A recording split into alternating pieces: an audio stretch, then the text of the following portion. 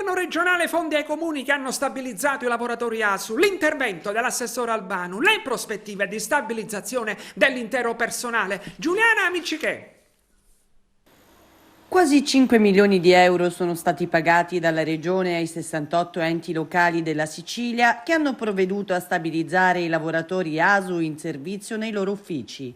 Così ha annunciato l'assessore regionale alle politiche sociali e del lavoro, Nuccia Albano, che ha sbloccato il pagamento di 4 milioni e 700 mila euro. Più nel dettaglio si tratta dei contributi alla stabilizzazione di 665 soggetti utilizzati in attività socialmente utili. E l'assessore Albano spiega: dopo la liquidazione poco prima di Natale delle ore di straordinario effettuate da settembre a dicembre, con oltre 5 milioni destinati a 3.016 lavoratori ASU, adesso con questo nuovo provvedimento la Regione dimostra ancora una volta la giusta attenzione verso questi lavoratori che, pur dopo aver vissuto anche più di un decennio nel precariato, sono diventati una risorsa umana e professionale indispensabile al normale funzionamento degli enti locali. La stabilizzazione consente di dare così serenità e sicurezza a queste persone e alle loro famiglie. E il presidente della Regione Renato Schifani ribadisce: i lavoratori ASU meritano tutta l'attenzione possibile perché da anni, in condizioni di precarietà, svolgono un ruolo fondamentale per il funzionamento degli uffici presso cui prestano servizio. Il nostro impegno sarà sempre quello di rispettare il loro lavoro.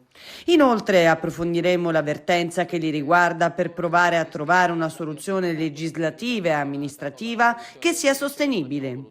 Schifani, subito dopo la proclamazione, ha espresso pubblicamente l'intenzione del governo regionale di stabilizzare, in accordo con lo Stato, tutto il personale ASU.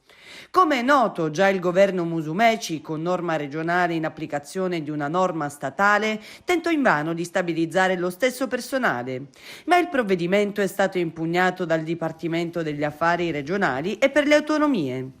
In proposito si attende una pronuncia della Corte Costituzionale. Nel frattempo i sindacati di categoria hanno prospettato che, a prescindere da ciò che deciderà la consulta, la giunta regionale potrebbe, su proposta dell'assessore regionale alla funzione pubblica e nel deliberare la nuova rideterminazione della dotazione organica dell'amministrazione regionale per l'anno 2023, inserire il personale ASU in utilizzo proprio nell'ambito della regione siciliana e più precisamente al Dipartimento Beni Culturali, tra il personale potenzialmente da assumere.